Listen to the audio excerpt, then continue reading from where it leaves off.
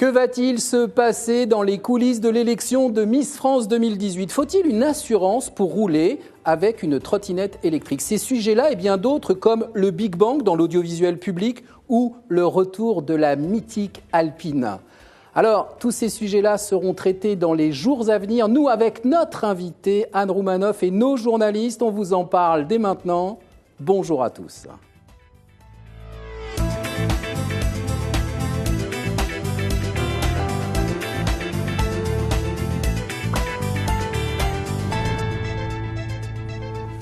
Bonjour Charlotte, bonjour Anne Roumanoff. Bonjour. Bonjour Fred, bonjour Anne Roumanoff, bonjour à tous. Merci de nous suivre en direct sur Figaro Live. N'hésitez pas à poser vos questions à notre invitée Anne Roumanoff.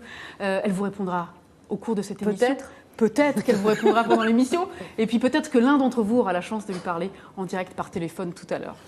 Anne Roumanoff, on est ravis de vous accueillir sur notre plateau. On va parler évidemment des sujets d'actualité à venir, mais parlons de votre actualité. Puisque vous fêtez vos 30 ans de carrière sur scène avec le spectacle Aimons-nous les uns les autres et plus encore. Vous avez d'ailleurs fêté cet anniversaire en beauté à l'Olympia le 4 novembre dernier. Le spectacle est un tel succès que vous êtes en tournée jusqu'au 30 juin 2018.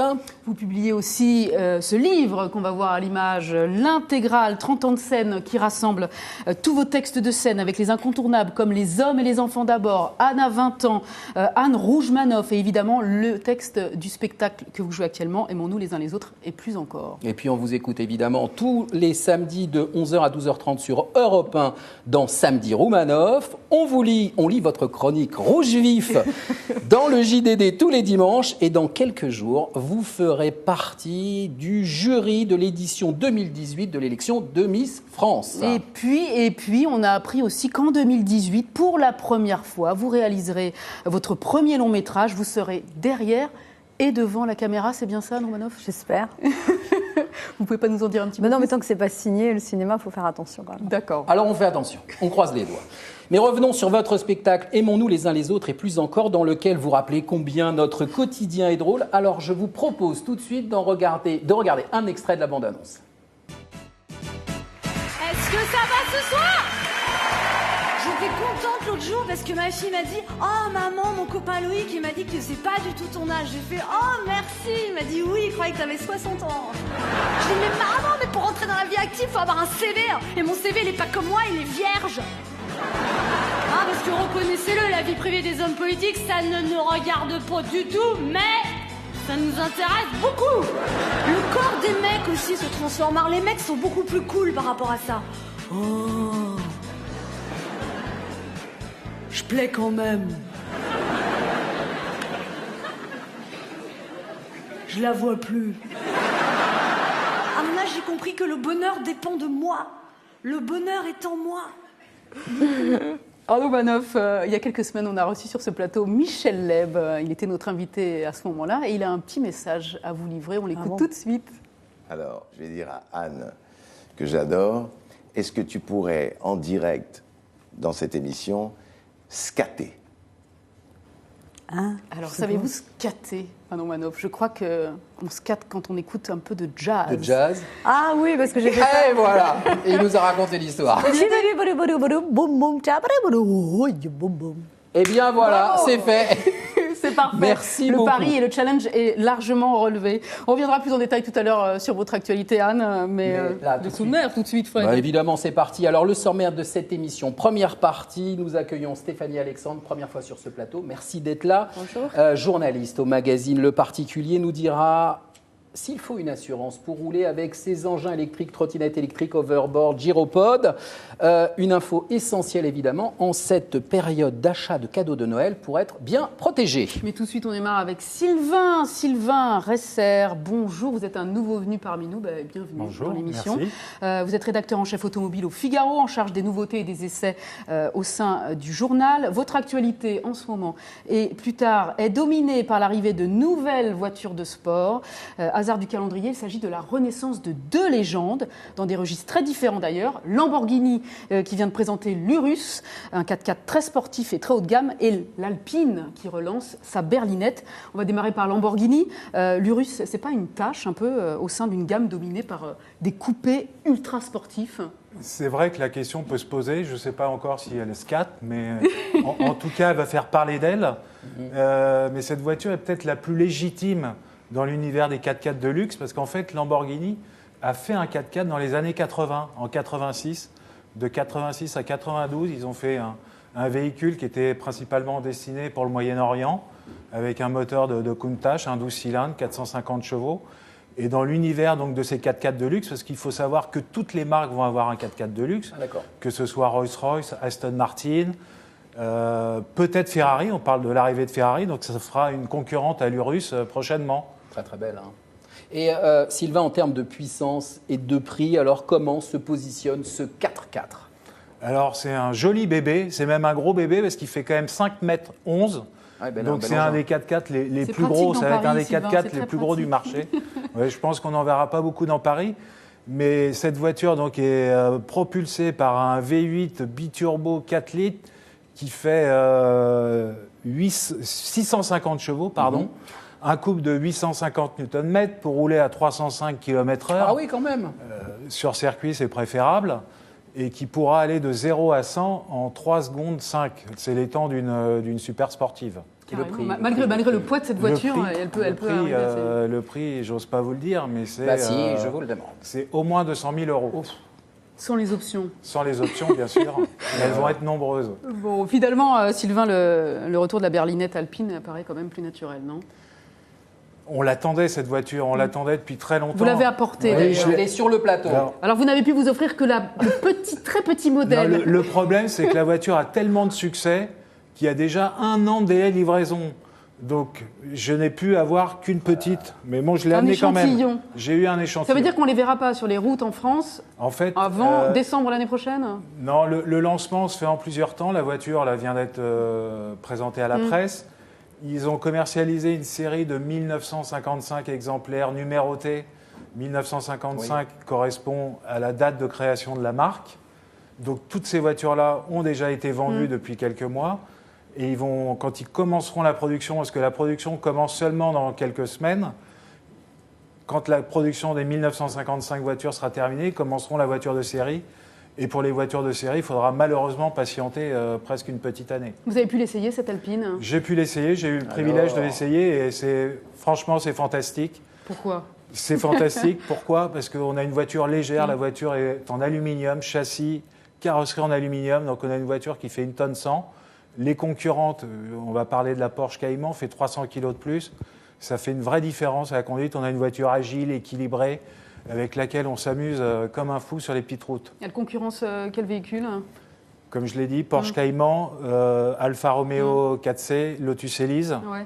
Mais l'Alpine, franchement, est au-dessus du lot, parce qu'on a une voiture qui est très agile, très équilibrée, et surtout, qui reste très confortable. Vous dites ça parce qu'elle est française ? Bon, il y a un petit côté chauvin, mais c'est vrai, non, il faut reconnaître que la voiture est très réussie. D'accord. Anne Romanoff, je vais vous poser une question. Alors voilà, c'est en période de Noël. Vous êtes plutôt Lamborghini ou justement cette magnifique. Alors, si Je suis plutôt Uber, moi. En fait, j'ai pas de voiture et. Vous ne conduisez pas ? Si, alors j'ai le permis, mais je l'ai perdu et je voulais le refaire. Et en fait, il y avait tellement la queue, c'était une journée entière. Je me dis, j'ai pas le temps. Ouais. Et donc, ça fait 10 ans que on ne peut pas conduire sans permis. Donc, non, c'est pas mais conseillé. j'ai un bon peu. Je sais conduire parce que j'ai pris beaucoup de cours. J'ai pris 120 heures de cours. C'est beaucoup. Ah oui, quand même. Vous aimiez ça quand même. J'étais pas très douée, je l'ai raté 4 fois, et donc ça s'est étalé sur 2 ans. Donc oui, je conduis, mais voilà, alors non, il faudrait pas me conduire. Vous avez déjà ? Oui. Il suffit juste d'aller chercher le papier rose. Mais c'est très long. Ouais. Ça doit pouvoir Sylvain, s'arranger. si tu peux faire quelque chose pour Anne Romanoff. C'est une journée. Mais dans le énorme. 18e à faire Ouais. la queue, j'ai pas le temps. Vous avez déjà conduit une voiture de sport de ce non, calibre-là? il vaut mieux pas. Ou Parce vous que- avez été copilote, on va dire? Non, jamais? Non, une Bentley, j'ai été... Oui, quand même.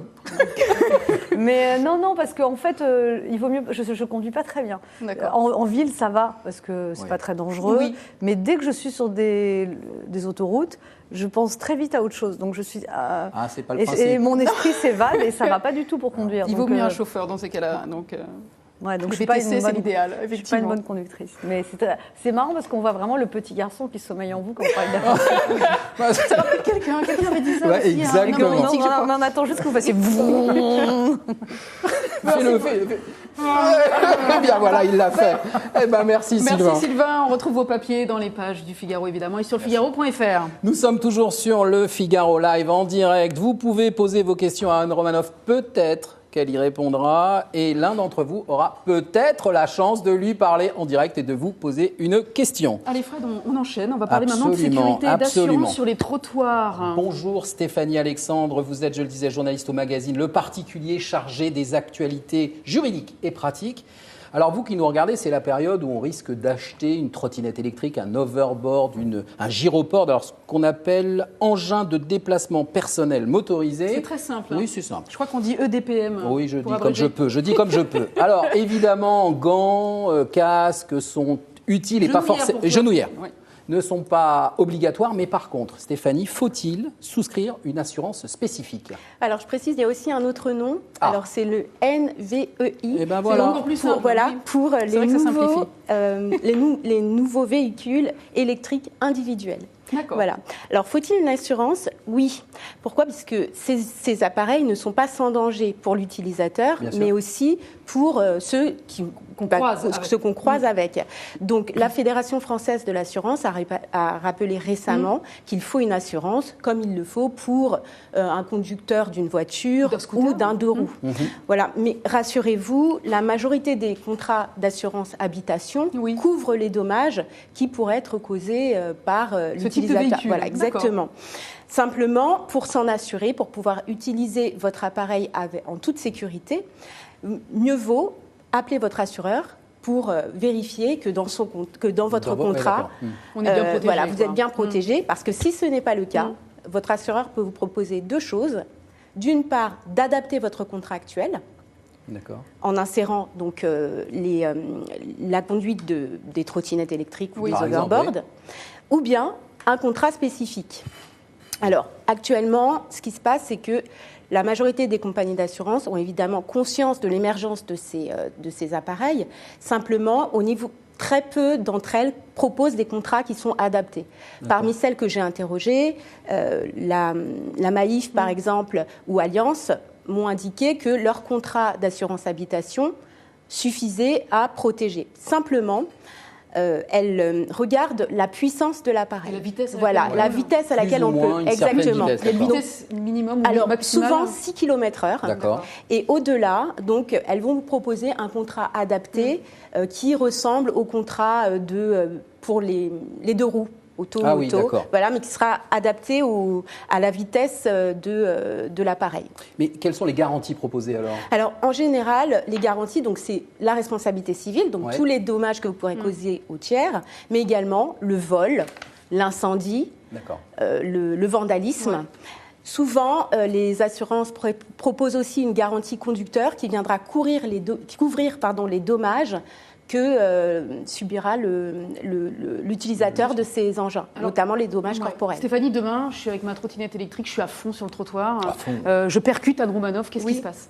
Pas de spectacle. Alors, donc, si vous êtes couvert, pas de souci. Si vous n'avez pas d'assurance, dans ce cas-là, c'est le fonds de garantie Ah oui. des assurances obligatoires qui interviendra pour indemniser la victime. Simplement, elle va se retourner contre vous.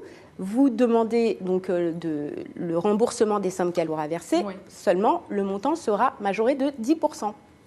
Donc D'accord. voilà, ça peut selon monter les exactement. blessures infligées à la personne. Voilà, ça peut monter très haut. À la personne ou bien au véhicule en stationnement, hein, c'est possible aussi. Oui. Vous pouvez, voilà, Sylvain, vous abîmer voulez un- une petite... Oui, justement, moi j'avais une question. Est-ce que trottinette électrique, on en fait sur le trottoir Ah bah ou sur justement. la chaussée? Et est-ce qu'il faut un casque ou pas aussi? Alors, Non, casque non, ça c'est le sûr, c'est pas casque, obligatoire. voilà, il n'y a pas encore d'équipement obligatoire comme un casque, mais c'est On recommandé. sent que quand Sylvain même. est agacé par Il les est gens agacé. qui prennent ce type d'engin sur les Pas du trottoirs. tout, pas du tout. Moi j'aimerais bien justement Alors- me convertir. Alors, ensuite, donc si jamais vous n'êtes pas assuré, donc comme je vous l'ai dit, le fonds de garantie peut intervenir, mais également si jamais, malheureusement, vous tombez sur un policier qui constaterait le fait que vous n'avez pas d'assurance, ça peut aller beaucoup plus loin. Puisque théoriquement, vous tombez sous le coup de la conduite sans assurance, qui est applicable aussi Ah oui, pour les voitures. Et donc l'amende, là, est beaucoup plus importante, puisqu'elle s'élève à 3 750 €, quand même. plus la confiscation de l'engin. Maintenant, d'un point de vue pratique, lorsqu'il s'agit de la première infraction, l'amende est de 500 €. D'accord. Elle peut même descendre à 400 quand même. Oui, quand même. Première infraction, 500 €. Ça fait combien en francs? Elle peut même descendre à 400 € si vous payez sous Tout de 15 suite. jours. Ah, sous Ah, 15 15 jours. jours. D'accord. Sous 15 jours. Et par contre, elle grimpe à 1 000 € si vous payez au-delà Voilà. de 45 jours. Voilà. D'accord. Et pire, elle peut, si jamais vous êtes récidiviste, vous passez votre temps à causer des dommages, ça peut monter à 7 500 €. Donc, Il voilà, faut pas bien y être réfléchir. distrait. Je reviens sur la question de Sylvain, Stéphanie, pour terminer. Est-ce qu'on roule sur la route ou est-ce qu'on a le droit de rouler sur le trottoir? Alors, normalement, on doit rouler. Ce qui est prévu avec ce type d'engin, c'est de rouler sur des terrains adaptés. Voilà. Oui, bah, là, Voilà. le trottoir. C'est Alors, vague, hein. Oui, c'est vague. C'est On n'a que pas le dit terrain vague. mais C'est vague. Simplement, alors sur la route, aujourd'hui, la réglementation est beaucoup trop floue. Il n'y a rien dans le code de la route sur la circulation, donc justement sur la route, sur la chaussée. Par contre, sur les trottoirs, normalement, c'est interdit, mais il D'accord. faut savoir que les forces de l'ordre font preuve de tolérance. D'accord. Voilà. Donc, sur les pistes cyclables, parce que certains roulent aussi sur les pistes cyclables, il n'y a pas de texte qui l'interdise. Donc, c'est toléré, mais c'est pas conseillé parce que vous risquez de blesser Bah, un c'est très compliqué, cycliste. tout ça Voilà. arrive, Donc, voilà. il y en a de plus en Donc, plus. Donc, On vérifie qu'on est assuré, Voilà. on est prudent. voilà. qu'on soit sur Vérifiez le avec trottoir. votre assureur que Voilà. vous êtes assuré. Et ensuite, portez des genouillères, portez un casque, même si ce n'est pas obligatoire. Une C'est hallebarde. préférable. Voilà. Une armure. C'est préférable. Une armure. Merci beaucoup Stéphanie. On vous retrouve évidemment sur leparticulier.fr pour lire vos conseils avisés. Merci beaucoup et à très bientôt. Adam Manoff, vous avez déjà essayé ce type d'engin? Vous avez prévu d'en offrir à Noël même autour de vous? Non, mais ma fille cadette a fait beaucoup de trottinettes pas électriques et j'étais pas très rassurée quand même parce que ça va assez vite. Et à un moment, enfin, je sais pas, vers 9-10 ans, c'était impossible Ouais. d'aller à l'école sans trottinette. Il y en avait partout. sur Ouais, les- c'est ça. ouais, Et ouais. ça, c'est un peu calé. Et là, on parle plus, donc tant mieux. Peut-être électrique. Non, Peut-être électrique. Une fois, il y avait- Overboard. Non, non, oui, mais ça, j'ai dit non. Ah non, là, c'est- non. C'est dangereux. Et vous Vous Moi aimeriez... Oui, Ah bah moi j'en ai fait un peu de la trottinette quand elle en avait, Ouais. c'était rigolo. Mais bon après, passer à un certain âge, ça peut être un peu... Non, mais Vous trouvez c'était... ça ridicule quand Non, on est- pas ridicule, mais après, dans Paris, c'est pas évident. hein. Même elle me faisait peur. Il y avait une vieille dame, je dis, mais arrête, tu vas la faire tomber et tout. Enfin, On a l'impression que ça va muscler qu'une seule jambe. ça non dépend de la taille du trottoir. Il y a des, il y a des c'est grandes vrai, avenues. c'est ça, ouais, on Il y fait a des du grandes sport avenues à Paris asymétrique. où il n'y a pas de souci, mais il y a des petits trottoirs et là, ça peut quand donc c'est pas encombrant. d'auto, pas de trottinette, du VTC quoi. Si je peux préciser, pour la Et de la marche à trottinette, pied. il y a une tolérance effectivement de la part des forces de l'ordre, mais il faut quand même respecter les piétons et Bien en sûr. général les utiliser une vitesse de marche, donc 6 km/h environ. Merci beaucoup Voilà. Stéphanie. Merci beaucoup Sylvain, merci beaucoup Stéphanie. On vous retrouvera l'année prochaine, on va dire, pour anticiper d'autres sujets d'actualité. Tout de suite, on passe à la seconde partie de Et l'émission. oui, on se passe à la seconde partie de l'émission, c'est l'interview avec Anne Roumanoff et les questions des internautes. Merci beaucoup les amis. Jingle, merci.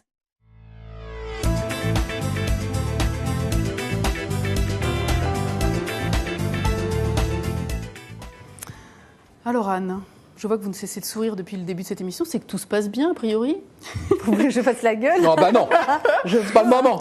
Je crois savoir qu'en fait votre sourire fait craquer un petit peu Fred. Ouais. Hein. C'est vrai que le rouge vous va si bien, c'est d'ailleurs la couleur de la passion. Et d'ailleurs à ce propos, hein, Fred, je crois qu'une petite déclaration Oui, il s'impose. à Anne s'impose. Merci. Bonjour Anne. Bonjour. C'est de la folie de faire le portrait de quelqu'une que l'on admirait.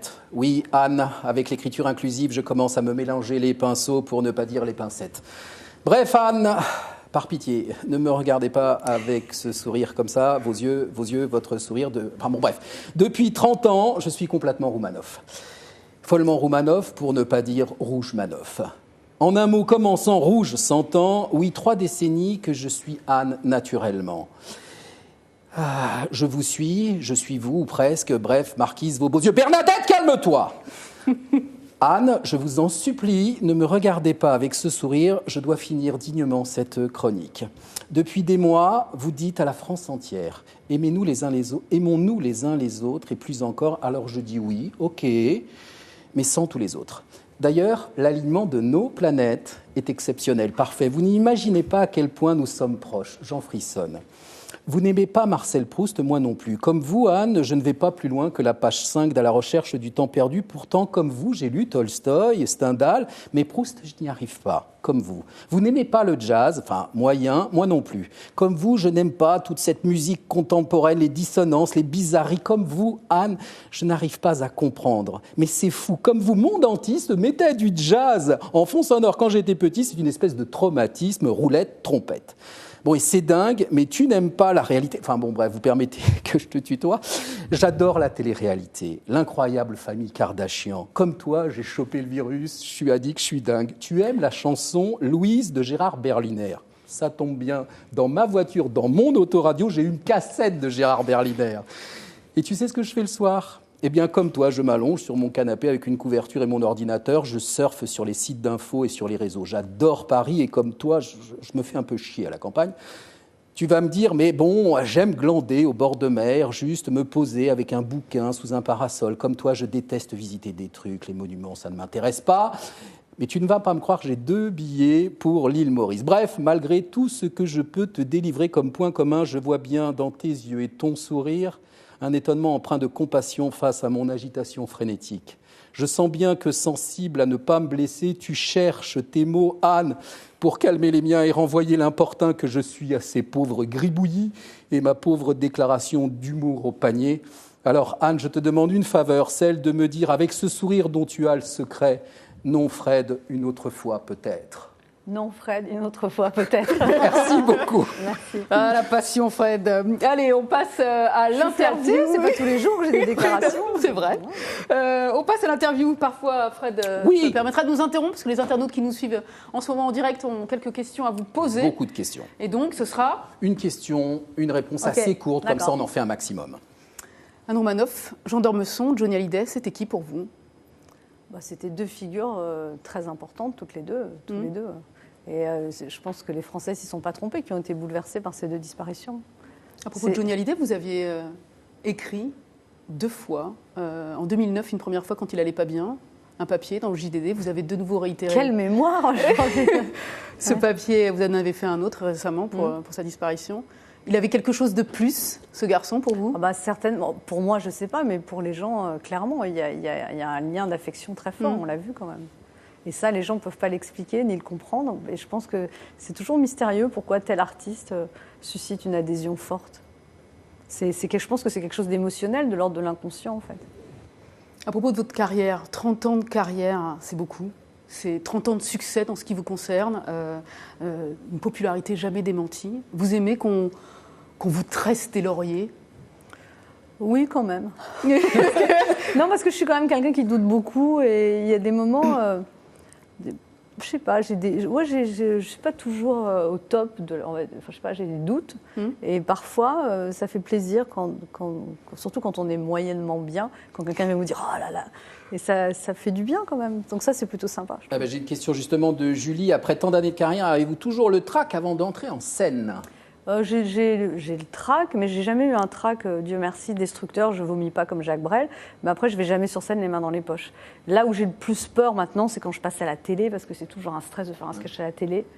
Parce qu'il y a dans une salle, il y a 300, 500 000 personnes, mais à la télé, c'est tout de suite, même une émission qui ne marche pas, il y a 500 000 personnes. Donc ça, voilà, les 500 000, 3 millions. Voilà. Bien sûr, ouais. Voilà, et ça, et aussi là où j'ai peur sur scène, c'est quand je présente des nouveaux sketchs. Parce que même au bout de 30 ans, on ne sait jamais où vont être les rires, si ça va marcher ou pas. Donc, C'est les 2 moments où j'ai le trac. Alors je parlais de vos succès, de votre popularité jamais démentie, mais quelques échecs ont quand même moucheté, on va dire, votre parcours. On pense à l'échec de Roumanoff et les garçons sur France 2 en 2012 à la télévision. En septembre dernier, on a beaucoup commenté la suppression de votre quotidienne sur Europe 1. Comment vous vivez ces fractures, on va dire, sur votre parcours? C'est pas des trucs méchants. Je pense que tout parcours artistique est émaillé de réussites et d'échecs. Et après, je trouve que parfois les échecs sont plus intéressants que les réussites parce que c'est des moments où justement on peut se remettre en cause, on peut fouiller en soi pour retrouver des nouvelles ressources. Et enfin, on dit ça une fois que l'échec est passé. L'échec est passé, on va le gérer. Pas quand on est dedans. Mais c'est quand même quelque chose que j'ai constaté. Ouais. Donc, par exemple, j'ai beaucoup échoué dans les cours de théâtre quand j'avais 18, 20 ans, etc. Et c'était à l'époque vraiment une souffrance, pour le coup, assez terrible. Beaucoup plus que ces choses que vous évoquez là. Mais après, c'est aussi ces choses qui m'ont permis de me construire. Donc, vous savez, l'échec est un tremplin pour la fameuse phrase là. Donc c'est vrai, mais pas sur le coup. Sur le coup, ça fait mal. Toujours mal. Votre devise, c'est quand on veut, on peut. Quels ont été les obstacles les plus difficiles que vous ayez eu à vivre? Je pense que j'ai pas eu quand même. Alors, j'ai à la fois eu beaucoup de chance parce que dès que je suis passée à la télé en 87, j'ai rempli des salles et ça a marché. Et en effet, j'ai eu une affection du public qui s'est jamais démentie. Donc ça, c'est une énorme chance. Après, j'ai la sensation, par rapport à d'autres artistes, mais parce que je pense que c'est mon karma ou mon chemin de vie, mais de quand même avoir dû batailler. C'est-à-dire que tout ce que j'ai eu, on ne m'a pas fait de cadeau. C'est-à-dire que j'ai vraiment dû conquérir à la force du poignet tout ce que j'ai eu. Et en ce sens aussi, je me sens légitime parce que je me suis bagarrée pour pas mal de choses. Mais je pense que c'est comme ça, il y a des gens... mais c'est aussi plus intéressant de se bagarrer, je trouve, parce qu'après, on savoure mieux les choses. Voilà, vous en tirez une satisfaction. Tout cuit, voilà, si on s'est battu, c'est ouais. Est-ce que ça veut dire qu'aujourd'hui, le bide dont vous aviez peur vous fait moins peur aujourd'hui, finalement? Non, ça fait toujours peur. Hein. Ouais. Et puis, on n'est jamais à l'abri, jamais. On n'est jamais... Il n'y a pas de vaccin. Le problème d'un chanteur, il va sur scène, ça se passe pas, mais... Un humoriste, il y a les rires ou il n'y a pas les rires. Il n'y a pas de rire intérieur. On ne vous paye pas pour rire intérieurement. Faut que ça... faut que ce soit sonnant. C'est ça. sûr. Donc il y a quand même... ouais. Vous semblez moins flippé qu'avant, plus épanoui, plus heureusement, plus il était disponible. temps. Plus disponible pour savourer le succès. Est-ce que ça veut dire que la cinquantaine, c'est une nouvelle période, une nouvelle ère qui s'ouvre dans votre carrière? Je crois, ouais. Dans ma carrière, je ne sais pas, mais dans ma vie, oui, clairement. Et qui influence finalement votre carrière? Oui, certainement. Mais je suis mieux dans ma peau, mais il était temps à 50 ans. Je sais pas. Mais après, il y a des femmes qui flippent de vieillir. Moi, non, je suis vraiment, je ne reviendrai pas à mes 20 ans. On me proposerait, ou alors en étant détendue. Mais j'ai pas de regret de mes 20 ans. Non, parce que je trouve que c'est quand même une période. J'ai une fille qui a 22 ans et je trouve que c'est pas une période, encore moins maintenant, mais c'est pas une période facile quand on doit construire sa vie sentimentalement et professionnellement, etc. Et moi, je me rappelle. Quand je la vois, je me rappelle de toutes les angoisses qui me traversaient, la peur de ne pas y arriver, la peur de ne pas trouver de mec, la peur de... après, je suis peut-être un tempérament anxieux, mais j'ai été traversée comme ça d'angoisse. Et quand je vois elle ou ses amis, c'est vrai que voilà, c'est un monde où il faut... C'est difficile pour les jeunes de construire leur place. J'ai une question qui arrive d'Alain, et pourtant vous faisiez des choses. Pourquoi vous avez arrêté les cheveux rouges? Oh, je sais pas, ça a vraiment longtemps les cheveux rouges. Oui, mais Alain, il me suit depuis 30 ans. Mais les cheveux rouges, c'était en l'an 2000. J'avais une metteur en scène québécoise. Elle trouvait que ça va à côté de Diane Dufresne et tout. En plus, c'était pas des vrais cheveux, c'était des trucs. Des extensions. Ouais. Puis, alors, franchement, il y a des photos que je vois, je me dis. Elle me disait, il faut que tu aies un look crazy. Mais quand je vois ça, je me dis, oh putain. Je sais pas si c'est très heureux. On ne doit pas forcément faire rire avec ses cheveux, on doit faire rire avec ce qu'on fait sur scène. Avec ses mots. Vous êtes sensible aux critiques? Oui, mais comme tous les artistes. Après, j'essaye de prendre du recul. Puis avec les réseaux sociaux, on est irradié de critiques en permanence. C'est-à-dire, il suffit de taper son nom sur Twitter, on s'en ramasse plein dans la gueule. Donc après, la sagesse voudrait de ne pas regarder. Mais c'est comme la porte de Barbe Bleue. On dit il ne faut pas regarder et on a envie de pousser. On a quand même que regarder un peu pour savoir. Lesquelles sont plus pénibles? Celles de la presse ou celles justement des réseaux sociaux, des lambda? Non, la presse, ça va maintenant. Non, c'est beaucoup les trucs. Par exemple, je suis jury de Miss France. Ah, qu'est-ce qu'elle fout là? Ah, Normanoff, jury d'un concours de beauté, pourquoi pas? Bon, mais après... ouais, c'est plus les choses sur le physique, c'est jamais... mais bon, j'en ai pris mon parti, c'est pas très grave, quoi. Est-ce qu'il y a des choses qui vous rendent folle de rage? Je suis très impatiente, vraiment. Et moi, je suis très rapide et j'ai un peu de mal avec les gens... Mais j'essaye de corriger ça, mais c'est vrai que je suis assez impatiente. Il y a des événements, des choses du quotidien qui Mais vous... quand il faut attendre. quand les gens... 1 heure pour Quand il attendre faut faire une son journée pour un permis. permis, c'est trop long. Non, mais c'est ça, tous ces trucs d'attente, les gens qui ne trouvent pas l'adresse, je sais pas, la mollesse, les gens derrière un guichet. Mais je comprends, hein, je veux dire, je juge pas. Et puis, j'en ai fait des sketchs, mais quand vous me demandez les trucs, et à chaque fois, je me dis, mais pourquoi tu t'énerves tout de suite à l'intérieur de moi, ça, même si je ne l'exprime pas parce que je sais me tenir, mais c'est un truc qui me... Je comprends pas pourquoi je devrais être plus comme ça. Mais parce que je pense que j'ai un rythme aussi assez rapide. Alors, Charlotte, il y a plein Et aussi plein ma de fille qui range pas sa chambre, ça me met en rage. Et Rangez votre chambre, s'il vous plaît. Oui, j'aimerais bien trouver un système où on m'écoute, mais bon.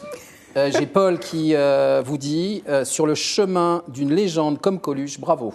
Voilà, c'est très sympa. Et j'ai dans la suite, j'ai 332 qui vous pose une question. Quand est-ce qu'on vous revoit à la télévision, Anne Romanoff?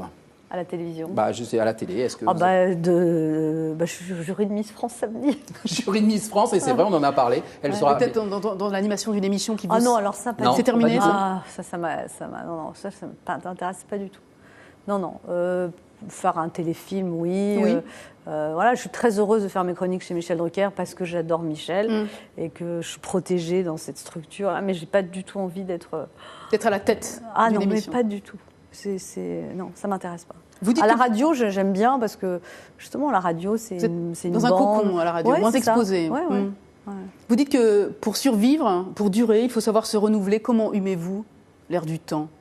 Je vais beaucoup sur Internet et après, il y a aussi moi, la propre évolution. Quand j'avais 22 ans, je parlais des mecs, des régimes. Après, j'ai évolué vers des sujets plus sociétaux, après politiques. Et voilà, là, je suis en train de travailler sur mes nouveaux sketchs. Je sais pas, c'est des choses qui me font réagir. Après, c'est toujours encore une fois la surprise. On présente des nouveaux sketchs au public et après, on voit... on propose et puis c'est le public qui dispose. Vous les réajustez régulièrement? Oui, toute la partie sur l'actualité, j'ai 15 minutes qui clôt le spectacle, je fais une espèce de revue de presse de l'actualité. Oui, ça bouge tout le temps selon les réactions. Puis après, il y a les sketchs qui sont sur la société. C'est déjà tellement long d'écrire un sketch et que les rires tombent qu'une fois que c'est calé, voilà. Puis après, il y a d'autres types de sketchs que je fais où je fais monter des gens sur scène, où là, je m'amuse à improviser de plus en plus parce que j'ai moins peur, quoi.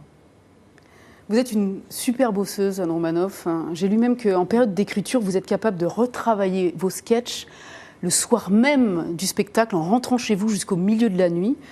Est-ce que vous parvenez en définitive à être à 100% satisfaite de ce que vous écrivez? Je ne suis pas satisfaite. En fait, je suis très pragmatique. C'est-à-dire, ça fait rire, ça fait pas rire. Ça fait pas rien. On gicle. Même à la radio, quand les chroniqueurs font des chroniques, même moi, je coupe mes chroniques quand des fois... Ça, c'est dur quand même de Mais non, c'est s'auto-censurer. pas du tout. Ah si, quand même, non? Mais non, pas du tout. C'est Parce un que sacrifice. L'humour, c'est beaucoup coupé, c'est beaucoup élagué, c'est du beaucoup... rythme. C'est le rythme, c'est le mot juste, c'est la formule qui claque, et c'est pas s'étaler pendant 3 plombs. Donc voilà, il faut beaucoup couper. Et dans l'écriture d'humour, quand on cherche des idées sur un sketch, il faut au début écrire 4 tonnes, et après, on rétrécit. Concentrer un maximum. Et on peut pas... Voilà, et après, le fait de travailler, je suis curieusement aussi paresseuse. Je peux passer une journée entière dans mon lit à rien faire, c'est pas un souci, je suis pas du tout sportive. Profitez-en pour aller chercher votre petit permis de conduire. Mais en même temps, en effet, je suis travailleuse parce que j'ai aussi la chance qu'on me fasse confiance. Et voilà, par exemple, cette chronique dans le Journal du Dimanche, c'est toutes les semaines. Ouais. Puis, mais c'est c'est beaucoup de travail à chaque fois. Quand le vendredi arrive, je dis, et voilà, et des fois c'est 2 heures, 3 heures, 5 heures d'écriture, ça dépend, et je reviens. Mais parce qu'en même temps, c'est aussi ça, si on veut durer, il faut aussi fournir un travail. J'ai une question, justement, vous parliez d'écriture. À quel moment vous écrivez? Est-ce que vous avez un moment propice, plutôt la nuit? J'écris mieux la nuit, le soir, la nuit. Même l'autre fois, je ne dormais pas, à 3 heures du matin, j'ai ouvert mon ordi, je me suis dit, quitte à pas dormir. Action. Voilà. Rentabiliser le C'est ça, temps. parce que j'avais pris du thé vert dans un restaurant thaïlandais à 23 heures. Bravo. Est-ce que vous allez profiter de la réalisation de ce long métrage dont on parlait tout à l'heure pour montrer une nouvelle image de vous? Par exemple, est-ce que vous allez définitivement quitter le rouge un jour? je cherche pas, je fonctionne pas en termes d'image, la nouvelle image. Si on commence à se préoccuper de l'image, on ne fait plus rien parce qu'il y a des gens qui ont forcément une bonne image, d'autres une mauvaise image, une image moyenne. Et si on se prend la tête avec ça, l'important, je trouve, quand on est artiste, mais qu'on soit chanteur, acteur, c'est d'avoir quelque chose à exprimer et une nécessité à dire certaines choses. Donc mon souci, il est là. Je me dis que tant que j'ai une nécessité à raconter des choses et l'envie, ça va. Mais après, il ne faut pas se forcer non plus. C'est-à-dire, si on ne s'amuse plus, si on n'a plus de plaisir, il faut arrêter. Mais ce rouge, justement, qui est votre marque de fabrique ou votre image de marque depuis vos débuts, est-ce que un jour, vous pensez que vous allez vous en débarrasser? J'en mets moins, parce que déjà, c'est grossissant. Tout simplement. Non, et puis voilà, c'est un peu ma tenue de travail, donc j'essaye d'avoir une petite touche de rouge, mais je ne suis pas... Après, dans la vie, je suis plus souvent en noir, comme ça, on me reconnaît moins. Mais les gens me reconnaissent aussi quand je suis en noir, donc voilà. Et une question de Flavinus. Quel sentiment vous avez quand les gens rient dans votre spectacle, à vos blagues, à vos anecdotes? Qu'est-ce que ça vous procure? On est soulagés. Ouais, mais voilà, instantanément, c'est quoi? Non, ces espèces de petites bulles de champagne? En vérité, c'est une habitude qu'on a, les humoristes, mais on ne se pose pas la question. C'est-à-dire qu'en fait, quand on est sur scène, on est dans nos personnages, il y a le public, et en fait, les rires du public, ça rythme. C'est-à-dire, il faut que ça, on les entend, en fait. On se cale, comme un chanteur se cale sur sa musique. Nous, c'est sur les rires. Quand on n'y a plus de rire, on fait « Ah merde !» Et voilà, donc il faut... C'est notre... Vous naviguez avec ça, quand même. C'est ça, et ce qui est très curieux, d'ailleurs, c'est que même avec le même spectacle, et ce spectacle, je joue depuis 2 ans, ou bientôt 3, avec le même spectacle, le même texte, mais même, parce que moi, je fais beaucoup de dates en province, la veille au lendemain, donc on est la même personne, et c'est le même texte. Il y a des salles qui réagissent d'une manière incroyable, et d'autres qui réagissent correctement, mais pas... Et pourquoi ? Et c'est pas forcément notre forme à nous, c'est pourquoi cette alchimie de ce public-là à ce moment-là, et ça c'est curieux. Merci beaucoup Charlotte, merci beaucoup merci, Anne. Et évidemment, nous avons quelqu'un en ligne qui veut vous poser une question. Bonjour Samuel. Et qui nous appelle de Bruxelles. Bonjour, vous nous appelez de Bruxelles? Oui, chez les Belges. Chez les Belges, absolument. Eh bien, vous avez votre minute en direct avec Anne Roumanoff pour lui poser une question. Bonjour d'abord. Bonjour. Et voilà, en fait, c'est une question que je me posais depuis que je suis petit. Pourquoi vous portez toujours du rouge?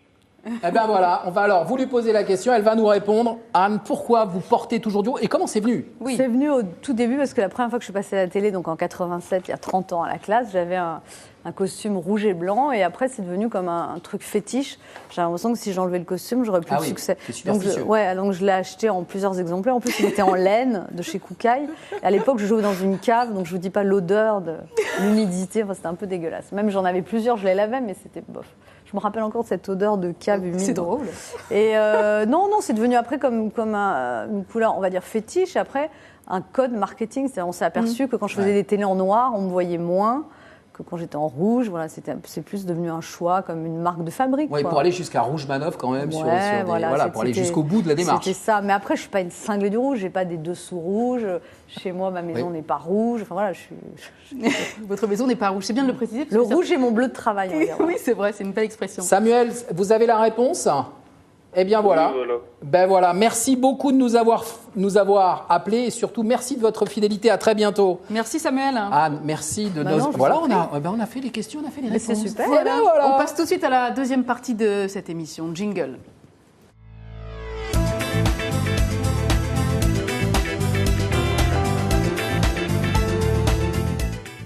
Et viennent de nous rejoindre dans cette deuxième partie de l'émission Enguerrand Renault qui s'installe bien à l'endroit où il faut. Vous êtes habitué des plateaux de télé, rédacteur en chef médias et technologie qui nous parlera de la révolution prévue dans l'audiovisuel public. À tout à l'heure, Enguerrand. Et tout de suite, on parle des Miss France avec Sarah Lecoeuvre. Bonjour Sarah, vous êtes journaliste au TV Magazine. Vous allez tout nous dire sur les coulisses et les offs de cette cérémonie 2018 des Miss France. C'est l'un des shows de l'année en télévision. Il y a entre 7 et 8 millions de téléspectateurs chaque fois. Cette fois-ci, c'est prévu à Châteauroux ce samedi soir. La cérémonie sera évidemment retransmise sur TF1. Qu'est-ce qui est prévu? Que nous réserve cette soirée, Sarah? Alors, l'élection sera placée sous le thème de la fête. Tous les tableaux sur lesquels défileront les 30 candidates tournera autour de ce thème-là. Et aussi, Sylvie Tellier, la directrice du comité Miss France, prévoit de donner un message aux femmes qui ont subi des violences sexuelles. Voilà, dans le sillon de l'affaire Harvey Weinstein, il y aura un message passé aux femmes. Un hommage aussi à Johnny Hallyday. Les jeunes femmes défileront sur Je te promets, l'une des chansons préférées des Français. Des Français, oui, absolument. Voilà. Et Ed Sheeran, la star de la pop du moment, sera sur le plateau. Ed Sheeran. Voilà, il chantera un medley au début de ses plus grands tubes et à la fin, il reviendra pour son dernier single, Perfect. Et on me dit dans l'oreillette que sur ce plateau, il y aurait quelqu'un concerné Je me présente à Miss France. Eh bien, dans la catégorie moi, plus de 50 ans. je vous l'ai dit tout à l'heure. On rappelle, vous ferez partie évidemment des membres du jury de cette cérémonie 2018 des Miss France. Et les autres membres du jury, il y en a d'autres évidemment. C'est pas juste Anne qui va juger. Il faudra se mettre d'accord avec Nolwenn Leroy, Tony Yoka, un autre sportif aussi, Vincent Clerc, et puis les personnalités maison de TF1, parce qu'il en faut toujours chaque année pour faire l'autopromo. On a Laurie Pester de Demain nous appartient, la série, et Agustine Galliana qui vient de remporter la dernière saison de Danse avec les stars. Puis le tout est présidé par Jean-Paul Gaultier et Iris Mittenard, Miss Univers. Et présenté aussi par Jean-Pierre Foucault depuis 94. Donc là, ce samedi, il élit sa 23e Miss. Ah oui, quand même. Moi, j'ai toujours pas trouvé ma robe. Ah bon. C'est vrai? Bah non. Elle sera rouge ou pas? Non, noire, parce que je me suis dit, elles sont toutes tellement minces que j'espère avoir l'air plus mince en noir. Les combines. Les combines, les petites astuces quelques heures Et il avant. paraît qu'on reste assis tout le temps. Oui, on voit que le buste. Donc c'est ça, donc j'ai pas besoin tout va d'acheter de bien. chaussures, c'est la bonne nouvelle. Donc vous irez En pieds nus. basket. Vous avez- Non, je vais prendre des chaussures, mais si on les voit pas. Des tennis. Il y a des favorites aujourd'hui dont on peut identifier qui vont succéder à la gagnante de l'an dernier qui était Alicia Elise. Elias, Elias, pardon. Il faut surveiller Miss Nord-Pas-de-Calais, Miss Ah bah oui, Île-de-France. oui. Alors on les voit à l'image. On Là, les il y a voit à Miss l'image, Et justement. Nord-Pas-de-Calais. Miss Corse. Miss Corse qui est arrivée première au test de culture générale. Ça compte beaucoup, ça. Ouais, c'est quasiment une garantie pour finir dans les 12 finalistes. Donc là, Ah oui, d'accord. c'est un bon point pour Miss Corse. Et alors, une fois qu'on est élu, quel est le programme de la future, la nouvelle Miss France? Alors déjà, dans l'immédiat, la nuit est très courte parce que la Miss est tout de suite sollicitée pour une conférence de presse. Après, il y a un dîner avec la famille, les amis. Et ensuite, une séance photo pour un magazine People. Ensuite, il y a Dans la nuit? Dans la nuit, tout oui, ça quand dans la même. nuit. Donc, elle dort peu. Et ensuite, lundi, une semaine de promo, radio, télé, presse écrite. Voilà, les journalistes s'intéressent un peu à cet inconnu. Et puis ensuite, après Noël, la mission de Miss peut commencer. Donc là, vous la verrez aux avant-premières, aux inaugurations, dans les émissions de télé. Voilà. De radio, peut-être? Oui. Bah, tiens. Et puis, il y a aussi une mission caritative quand même qui l'attend, puisque quand vous devenez Miss France, sachez-le, vous rejoignez automatiquement les Bonnes Fées, l'association des Bonnes Fées, oui. qui vient en aide aux Ça, c'est personnes important, les plus démunies, aux enfants malades aussi, et toutes les anciennes Miss en font partie, et donc forcément la nouvelle va rejoindre le groupe. Est-ce qu'elle a un peu de temps libre, cette Miss France? Est-ce qu'aujourd'hui elle peut avoir un copain? C'était Alors- l'éternelle question ces alors- dernières années. Oui, alors elle peut avoir un copain, sauf qu'elle peut pas s'afficher avec. D'accord. Il faut juste pas qu'elle vienne, par exemple, à une avant-première au bras d'un charmant. jeune homme. D'accord. Voilà. Juste Est-ce que vous avez seule des contrainte. petites anecdotes ou des petits secrets à nous dévoiler? Non, alors là, pour le moment, elles sont arrivées à Châteauroux. Elles répètent. Déjà. Alors, il y a quand même un sacré contraste parce que le voyage d'intégration s'est passé en Californie. Oui, donc, elles ont absolument. passé 15 jours. Châteauroux, c'est C'est un choc. Donc là, il y a un choc thermique, un choc en de tout cas. paysage, voilà, un choc à peu près partout. Donc là, c'est les répétitions qui s'enchaînent et jusqu'au jour J, jusqu'à samedi Et elles ont eu soir. en Californie des aides de soutien Alors- avec Jérémy Combe qui leur expliquait Oui. le maintien. Et pour la première fois, il y a eu des cours de catwalk, ce qu'on a les cours de défilé. D'accord. Voilà, parce que l'année dernière, il y a eu une chute. Miss Mayotte a chuté en direct. D'accord. Et donc, pour pas que ça se très dur de reproduise. défiler. Moi, une fois, j'ai défilé pour le salon du chocolat. Il y avait un coach. Et le mec, il me dit, allez, Anne, allez, fais l'amour à la caméra et tout. Donc, bon, je dis, ok, enfin, je sais pas. Et donc, on me lance, je défile et j'étais à fond, moi. Je pensais que...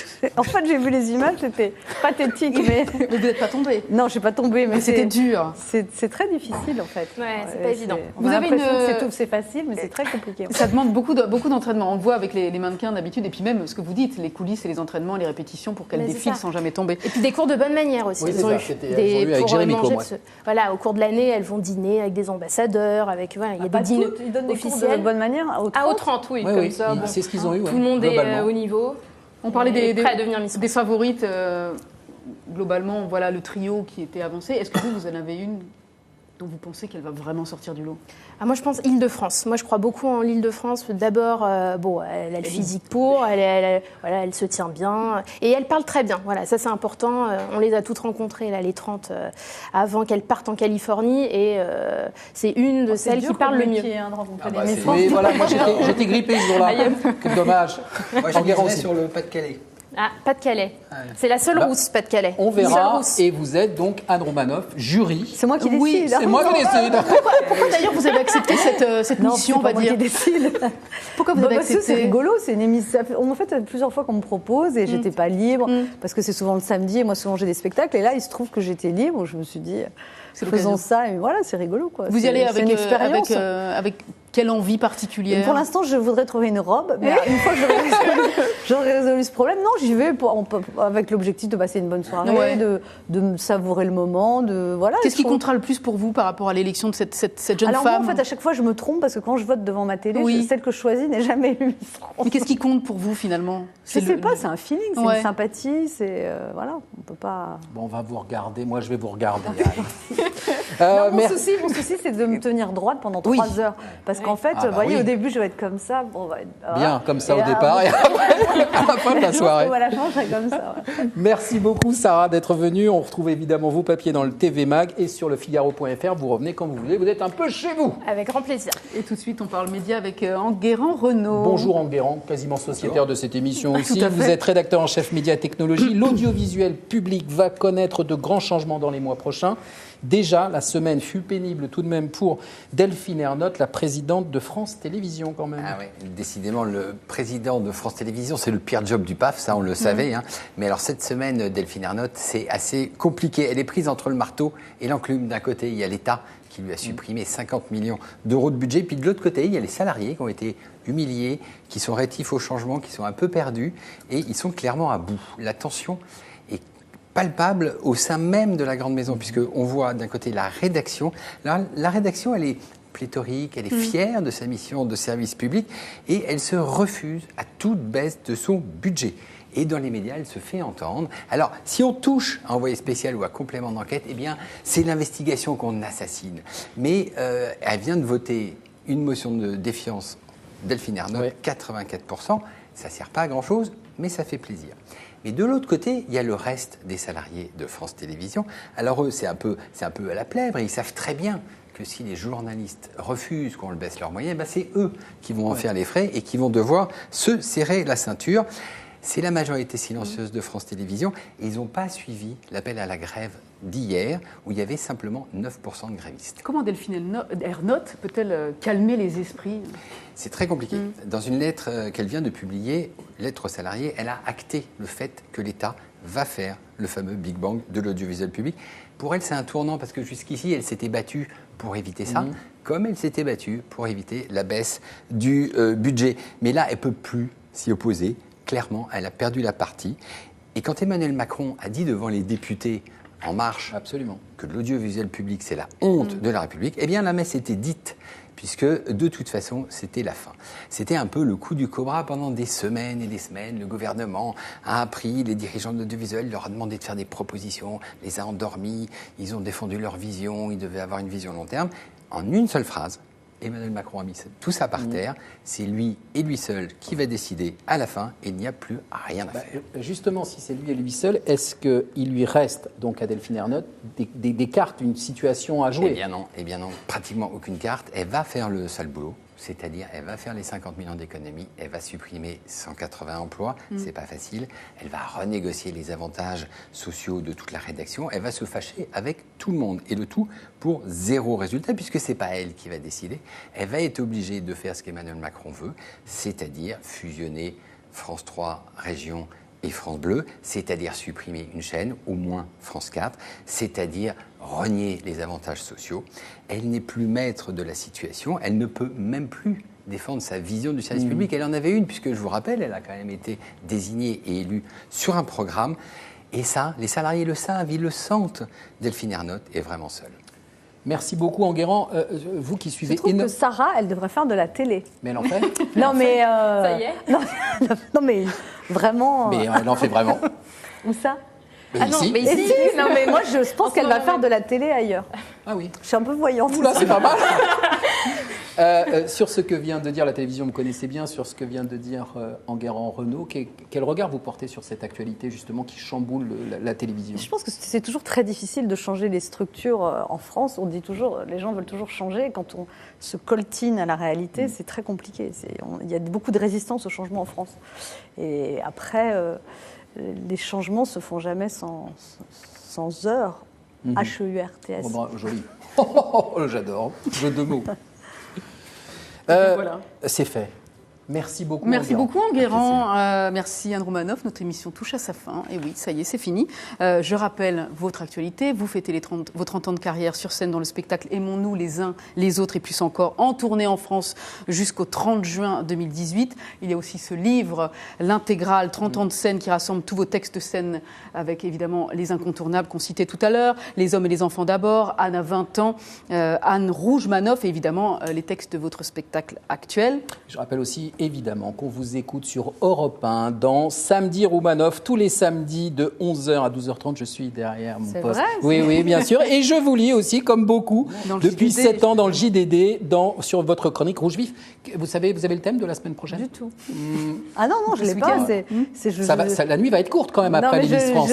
Non, mais c'est le vendredi que j'écris, moi. Enfin, c'est pas le samedi, en fait. J'écris d'accord. vendredi. Ah oui, vous donnez ce sera en boîte. Vendredi, il faut que j'envoie souvent une première mouture samedi vers 11h. Après, je retravaille. Enfin, j'ai jusqu'à 15h, 16h. Après, je sens que ça coince si je l'envoie plus tard que 16h. Après ma déclaration d'humour, si vous voulez m'écrire, je vous lirai dimanche. Anne Romanoff, vous connaissez Guillaume Play? Non. Ça vous dit rien? Non. C'est l'animateur Je connais Coldplay. radio. Pas mal. Il est animateur radio, il est leader de sa tranche en soirée sur Énergie. C'était notre invité la semaine dernière et il a un petit mot à vous communiquer. Chère Anne, je vous embrasse. On s'est croisés très rapidement dans une piscine à l'île Maurice. Non, pas du tout. En plus, j'étais en train de jouer à la balle avec des touristes et il y a une fille de, je crois à peu près 14-15 ans qui est venue me parler et parlait français. Elle m'a demandé de jouer avec nous à la balle. Et le plus grand des hasards, elle me dit il y a ma mère qui est là-bas et c'était vous. Alors on ne s'est pas parlé. Je vous ai vu sur le transat, mais j'ai joué avec votre fille et elle est restée avec nous 2 heures. Donc je vous ai permis d'avoir 2 heures de liberté pendant vos vacances. Mais je vous embrasse en tout cas et je vois très bien qui vous êtes et j'aime beaucoup. Donc vous connaissez très bien. Guillaume Play. Oui, je l'ai mal prononcé. Guillaume mais bien Play. sûr, je connais. Surtout, en fait, ma fille n'a pas été par hasard jouer la balle avec lui. Elle me Bien fait, entendu. Maman, il y a Guillaume Play dans la piscine. Je dis, bah. Et donc, elle avait fromenté de faire. J'ai dit, bah voilà. Donc, elle a demandé, mais elle savait très bien qui c'était parce qu'elle était. Elle a pu passer 2 heures avec lui. Voilà. Et il nous a raconté Et il est l'histoire. très gentil avec les enfants, en tout cas. Bah oui, mais avec nous aussi, il a été très gentil. On est de grands enfants.